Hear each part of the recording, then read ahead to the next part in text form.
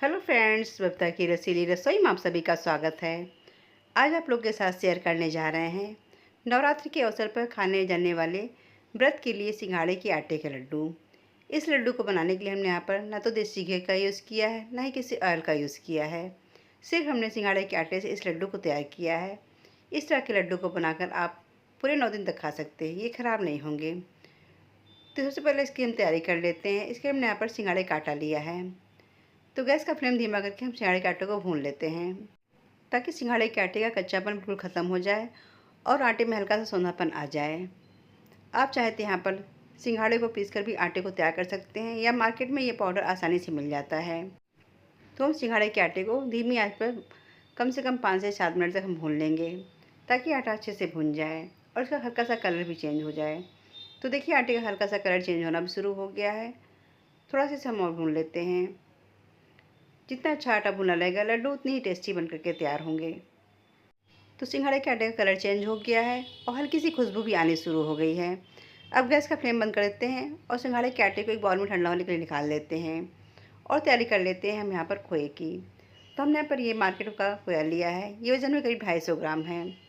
आप चाहे तो यहाँ पर दूध को भी खौलाकर घर पर खोए को तैयार कर सकते हैं, लेकिन हमने यहाँ पर मार्केट वाले खोए का यूज़ किया है, इसलिए इसको भूनना बहुत ज़रूरी है। अगर आप इस खोए को घर पर तैयार करते तो भूनने की ज़रूरत ना होती, लेकिन ये मार्केट का खोया है, इसलिए हम इसे भून लेते हैं। तो इस खोए को हम धीमी आंच पर 2 से 3 मिनट के लिए भून लेते हैं, ताकि खोए का हल्का सा कलर चेंज हो जाए और लड्डू हमारा ख़राब ना हो। हल्का सा भूनने के बाद ये खोया बिल्कुल दानेदार हो जाएगा, जिससे लड्डू खाने में और भी टेस्टी हो जाएगा। तो खोए को हम अच्छे से पहले भून लेते हैं। अगर इस खोए को हम घर पर दूध से तैयार किए होते तो हम यहाँ पर खोए को भूनने की ज़रूरत नहीं होती, लेकिन ये मार्केट वाला खोया है, इसलिए हमने यहाँ पर उसे भूनना बहुत ज़रूरी है। खोया अच्छे से भुना रहेगा तो लड्डू ख़राब नहीं होगा और टेस्ट तो बढ़ ही जाता है। तो देखिए, खोया हल्का सा मेल्ट होना शुरू हो गया है। इसे हम थोड़ा सा और भून लेते हैं और भूनते भूनते इसका कलर भी चेंज होना शुरू हो गया है। लड्डू बिल्कुल दानेदार बने, इसलिए इसी स्टेज पर हम डाल देते हैं इसमें चीनी। आप यहाँ पर पीसी चीनी का भी यूज़ कर सकते हैं। हम यहाँ पर 100 ग्राम करीब चीनी डाल देते हैं और इसे अच्छे से मिक्स करते हुए हम चीनी को मेल्ट कर लेते हैं। इस स्टेज पर चीनी डालने पर खोया बिल्कुल दानेदार हो जाता है। तो चीनी को अच्छे से मेल्ट कर लेते हैं और खोए के साथ चीनी को भून भी लेते हैं। आप यहाँ पर तगार या बूरा का भी यूज़ कर सकते हैं। अगर आप इस तरह से खोए को भूनकर लड्डू तैयार करेंगे तो लड्डू ख़राब भी नहीं होंगे और फ्रिज में रखकर आप इसे 15 से 20 दिन तक खा भी सकते हैं। तो देखिए, खोए का टेक्सचर बिल्कुल बदल चुका है और खोया बिल्कुल दानेदार बन चुका है। तो इसे हम थोड़ा सा और भून लेते हैं, ताकि खोए का कलर हल्का सा चेंज हो जाए। तो खोए का कलर चेंज हो चुका है और खोया लड्डू बनाने के लिए बिल्कुल परफेक्ट तैयार हो चुका है। अब हम गैस का फ्लेम बंद करते हैं और इस खोए को हम हल्का सा ठंडा होने के लिए छोड़ देते हैं। और दूसरी तरफ हमारा सिंघाड़े का आटा भी हल्का सा ठंडा हो चुका है। अब इसमें डाल देते हैं कुछ ऐसी चीज़ें जिससे कि लड्डू बिल्कुल टेस्टी बन करके तैयार हो। सबसे पहले हम खोए को डाल देंगे। इसे हमने भूनकर तैयार किया था। लड्डू बनाते समय हमें एक चीज़ का ध्यान रखना है कि खोया ना तो बहुत ठंडा हो, ना तो बहुत गर्म हो, और सिंघाड़े का आटा भी बिल्कुल ठंडा नहीं होना चाहिए। तो सारे खोए को हम इसमें डाल देते हैं और खोए का टेक्सचर देखिए बिल्कुल दानेदार है। इस तरह खोया अगर रहेगा तो लड्डू बिल्कुल दानेदार बन करके तैयार होगा।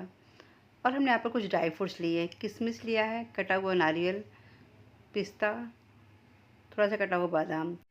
तो सारे ड्राई फ्रूट्स को हम इस आटे में ऐड कर देते हैं। आपको जो ड्राई फ्रूट्स ना पसंद हो आप उसे स्किप भी कर सकते हैं, या क्वांटिटी में भी ज़्यादा कम कर सकते हैं। और हमने यहाँ पर फ्लेवर के लिए छोटी इलायची का पाउडर लिया, उसे ऐड कर देते हैं। या यहाँ पर आप इस लड्डू को बिल्कुल मार्केट जैसा टेस्ट देने के लिए किसी एसेंस का भी यूज़ कर सकते हैं। जिस फ्लेवर का आपको एसेंस पसंद हो उस फ्लेवर का एसेंस डालकर इस लड्डू को तैयार कर सकते हैं। अगर लगे ये मिश्रण चम्मच से अच्छे से मिक्स नहीं हो रहा तो आप यहाँ पर हाथों का यूज़ करके इस मिश्रण को अच्छे से मिक्स कर सकते हैं। हाथों से अच्छे से मिक्स हो जाते हैं। और देखिए, हमने यहाँ पर इस मिश्रण में ना तो घी का यूज़ किया है, ना ही कोई चाशनी का, ना ही हमने यहाँ पर दूध का यूज़ किया है। सिंपल हमने यहाँ पर खोए, ड्राई फ्रूट्स और सिंघाड़े के आटे से इस लड्डू को तैयार किया है। क्योंकि खोए में ऑलरेडी इतना घी रहता है कि हमें यहाँ पर घी डालने की बिल्कुल ज़रूरत भी नहीं पड़ी है। तो मिश्रण अच्छे से मिक्स हो चुका है। अब इसके हम लड्डू तैयार कर लेते हैं।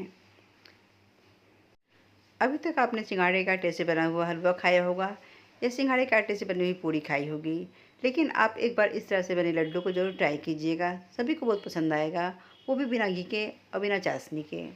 तो लड्डू हमारे बिल्कुल परफेक्ट बनकर के तैयार हो गए हैं। तो एक लड्डू हम बनाकर दिखाते हैं, कितनी आसानी से बन जा रहे हैं। हमें यहाँ पर घी लगाने की बिल्कुल ज़रूरत नहीं पड़ रही है। लड्डू बिल्कुल परफेक्ट तैयार भी हो रहे हैं। इस तरह से बने लड्डू को आप किसी भी व्रत में या किसी त्यौहार पर या आपके बच्चे बाहर पढ़ते हो तो उनके लिए बनाकर तैयार कर सकते हैं। ये काफ़ी दिनों तक चलते हैं, ख़राब भी नहीं होते हैं। इस तरह से बिना घी के बने लड्डू टेस्टी भी हैं और हेल्दी भी हैं, जो कि स्वास्थ्य के लिए काफ़ी फ़ायदेमंद भी हैं। इससे पहले भी हमने सिंघाड़े के आटे के लड्डू तैयार किए थे और उसकी रेसिपी आप लोगों के साथ शेयर की थी। सभी लोगों ने बहुत पसंद किया। उस लड्डू को भी हमने मलाई से मक्खन और मक्खन निकालने के बाद जो घी निकलता है, उसके बाद जो खुरचन वाला भाग निकला था, उसी से हमने लड्डू को तैयार किया था। वो लड्डू भी काफ़ी टेस्टी बना था। उस लड्डू में भी हमने घी का यूज़ नहीं किया था, क्योंकि खुरचन वाले भाग में काफ़ी घी रहता है।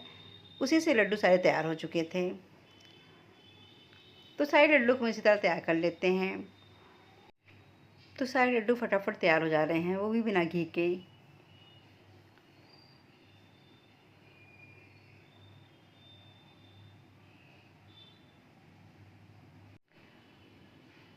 तो लीजिए, तैयार हो गए हैं सुपर टेस्टी, सुपर क्रिस्पी ये दानेदार सिंघाड़े के आटे के लड्डू। आप इस रेसिपी को ज़रूर ट्राई कीजिएगा और व्रत में आप इसे ज़रूर बनाकर खाइएगा। अगर आप इस तरह से बने लड्डू को व्रत में खा लेते हैं तो दिन भर की थकान, सुस्ती को कम कर देगा और भूख को भी ख़त्म कर देता है। इतना ये टेस्टी और हेल्दी होता है।